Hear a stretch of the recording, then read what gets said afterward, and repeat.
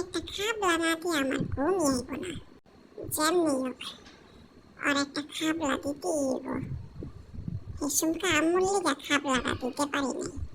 আম্মু আমার একটু আদর করতাছিল দেখা ওই আমার লগে হিংসা করতাছিল। আমার লগে তোরা হিংসা করবি আর আমি সানসেটের উপরে আরামে ঘুমাবো মনে করছস?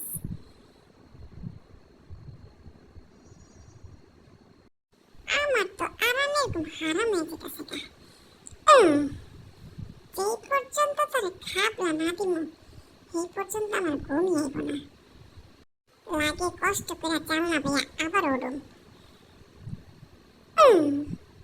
কোনো সমস্যা নাই, ওখানে আম্মু হেনে নাই।